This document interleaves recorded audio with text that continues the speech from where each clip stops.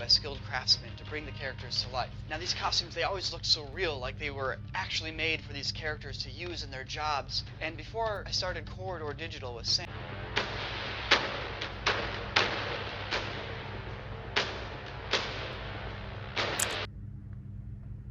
I could probably make that.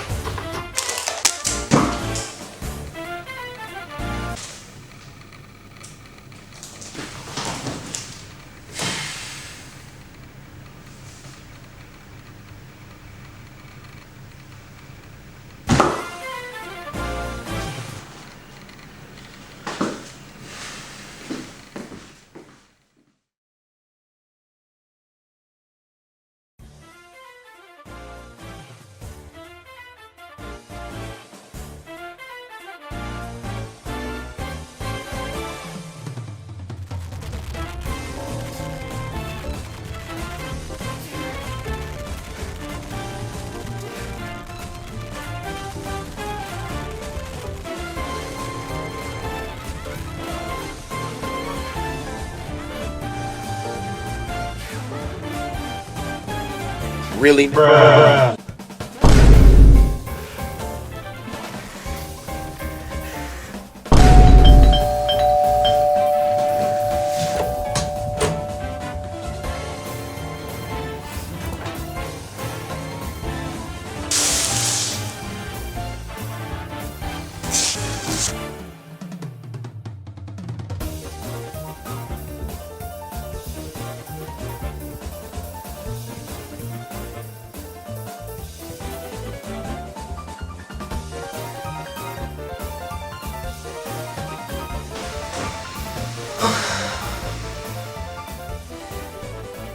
I bought a 3D printer.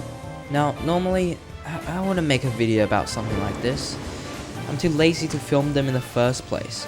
This can be very easily concluded by the fact that I haven't posted anything in the past several months.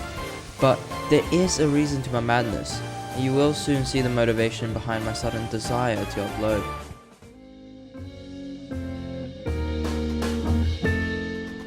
The gun you see in the background is called Outbreak Perfected.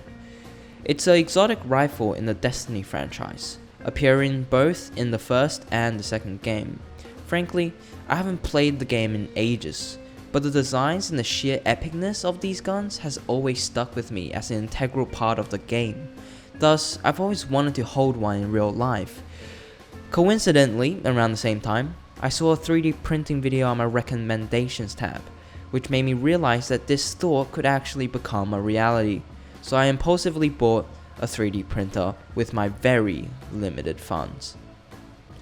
While waiting for the 3D printer to arrive, I looked up some tutorials and blogs to follow. And to my surprise, not many people were 3D printing the Outbreak Perfected, or at least not posting about it anyways. So in the end, I could only find one loosely related Reddit post and a link to an engineer's portfolio website.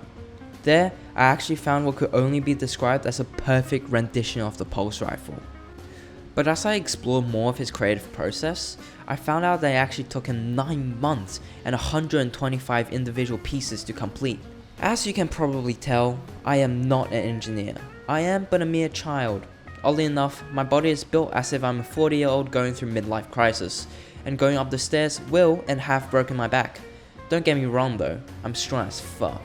I just get old weird people's pain sometimes. And because I have zero experience with 3D printing, I decided to find something simple enough for my minuscule brain to understand, when I noticed the free stuff tab. There's 3 free prints in total, but the one that I'm interested in was the Ace of Spades. For those of you who don't know, this is an exotic hand cannon, also from Destiny. I won't go into the lore too much, but I can tell you that it is very iconic within the community. I'm coming home, Ace. So I settled for this gun instead.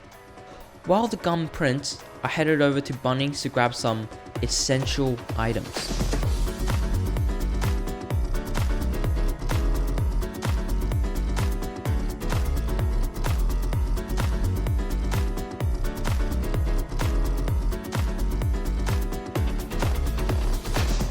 Returning home, it seems that all my prints have miraculously been printed and laid themselves out upon the table all within the 10 seconds I was at Bunnings. Definitely did not take an excruciatingly long time and multiple failed prints. That would be considered hard work, and I never work hard. I only work smart. So smart, in fact, I decided not to reprint any of the failed parts, but instead glue them together. Although I saved some time from doing this, I will come to regret this decision very soon. If for any reason you are watching this video as a tutorial, I strongly recommend you to just reprint your failed parts instead. I also recommend not watching this video as a tutorial. Go watch Jake's video instead. He knows what he's talking about much more than I do. Whilst you weren't watching, I've sanded the parts down. This is also how I got carpal tunnel, making a great excuse not to go to school for a few days. It also reminded me how fragile and delicate my hands are, an unsuitable tool for such immense tasks. Moving on, I sprayed a thick layer of primer on my build to smooth up any small gaps still remaining on the faces, which also made me reconsider why I got carpal tunnel for if I could have just sprayed a layer of liquid over the gaps anyways. Before long, even the gods could not withstand my stupidity any further and signaled me to give up on my burning passion of spray painting plastic, urinating upon the mortal realm. So, after I finished painting the thing, or spray painting it, it actually started to rain. So now I've moved it to the other balcony with this moderate cover. It didn't matter since the primer already dried. I guess this too is a sign that at least something is going well. The next day, I spent 5 hours playing with tape, spray paint, and glue.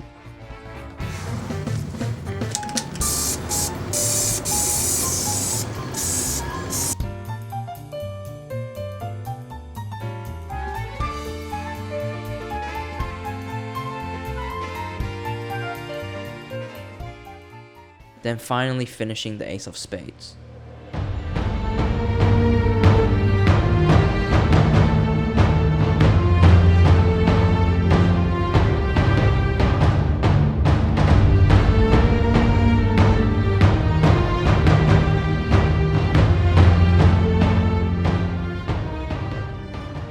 Pretty cool project if I do say so myself.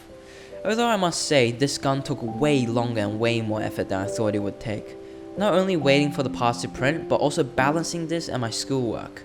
Believe it or not, I actually sometimes maybe do think about it and procrastinate. It is also the physical labor of sanding down intricate details and dealing with the frustration of failed prints, poisoning myself with toxic fume or not using the right glue. What I estimated to be a quick intro into my 3D printing adventure turned out to be quite the journey itself. Writing that sentence made me realize that I'm not actually finished, and what I initially expected to be a 3-day project turned into a month-long project was indeed the supposed introduction to my YouTube video about an entirely different gun. So I cooked up some food and got to fucking work, writing an email to Adrian Tanner himself.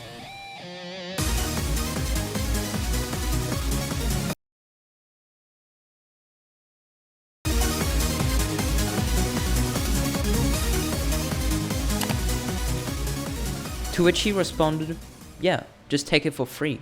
My emotions at this moment spontaneously combusted into an orgasmic euphoria, a feeling of relief that bankrupting my entire family is not necessary.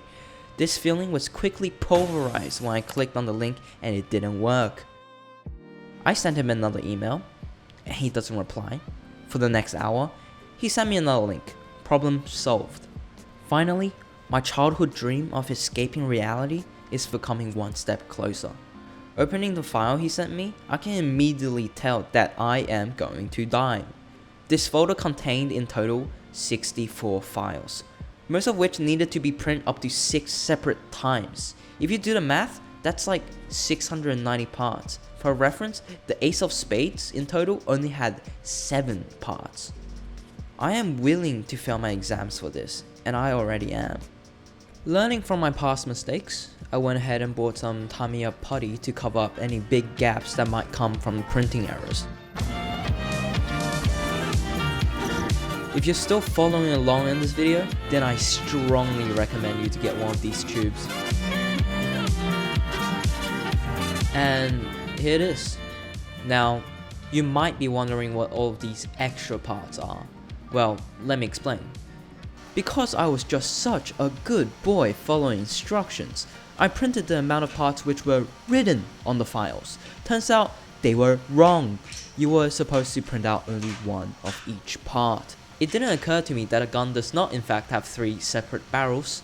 By the time I realized, it was too late, wasting 2 weeks worth of progress and a whole $30 of filament. Nonetheless, the project must continue.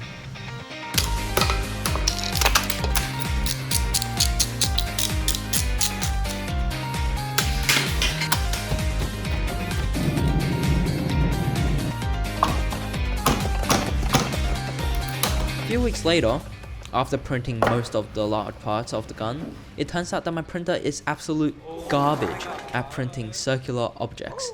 And if you can't already tell, the gun has a lot of wires, which again is circular. So I spent the next 2 entire weeks experimenting with different supports to no avail, until, well, nothing. I just played around with the support setting and it just somehow ended up working. So at this point, I've already wasted 4 weeks on printing parts which I either did not need whatsoever or were just completely unnecessary doo-doo. But I didn't give up. Not after I've made a promise to myself to at least upload 1 proper video this year.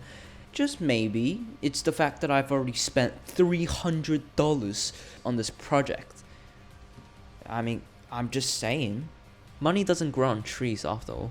And as I've left all the red parts to print for last, I decided to use white filament for these different colored sections. If you're following along still, I recommend you to do the same thing.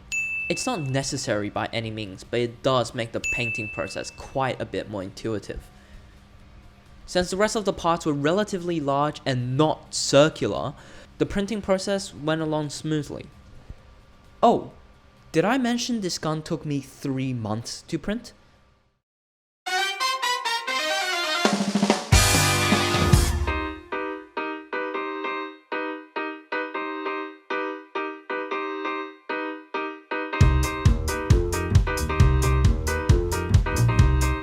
The drying process took longer than expected, so I played some piano in the meantime.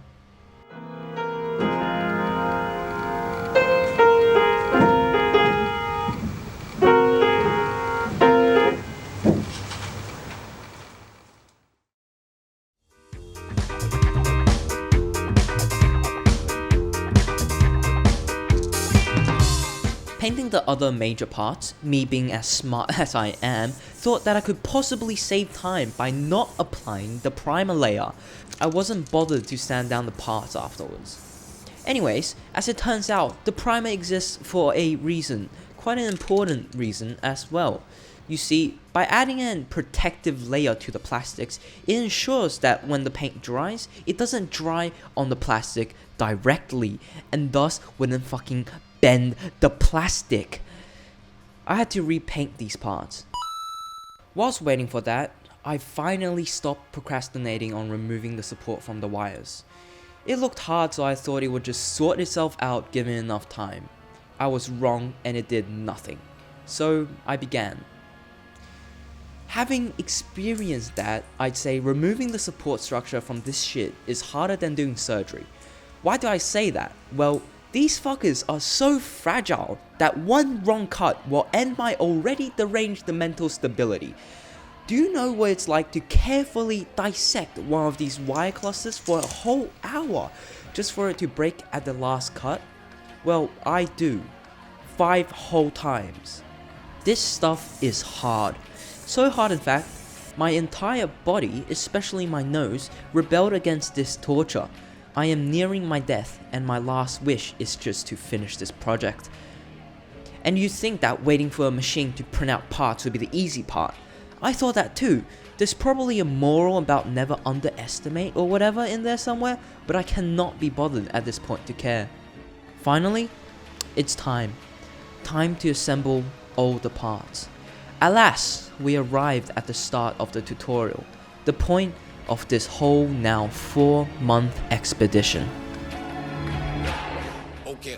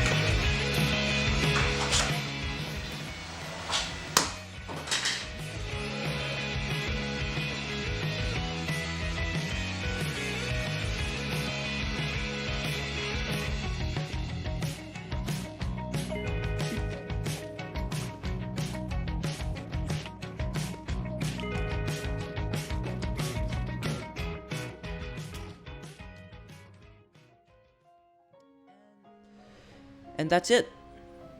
Anticlimactic, isn't it? That's what I thought as well. Of course, it wasn't as easy as it was shown here. It was hard actually, really hard. It wasn't the physical aspects such as the painting or the sanding down part, although that in itself is challenging. What's more difficult was having to deal with all my irreversible mistakes that I've made along the way. Not noticeable to others, but will for the duration of this project always remind me of my silly miscalculations. I'm sure you can relate this to something in real life as well. All this build-up, all this tension and effort throughout what is probably the longest and most extended project within my juvenile life yet ends. I feel almost betrayed. Not because it didn't end with a loud bang or an applauding audience projecting their congratulations as this brief adventure comes to an end, but due to my own naivety that it would be something more. Such as any project, may you be the world's best architect, even your grandest of construction will eventually be finished. Then what more purpose do you serve, but to continue this cycle until your utility eventually runs out. In essence, what I'm trying to say is that I've finished my project and now I'm a little bit sad. Though it shouldn't be. I've learned a lot over the duration of this project after all. Painting, priming, masking, sanding. More so than those, I also learned to be patient, to commit, and to realize the reasons and motivation behind people's hobby and passion. There simply does not need to be one, and I don't have to prove myself otherwise by making a YouTube video. Things I'm sure most people already know how to do, now I do also. Oh, I also learned how to play the piano.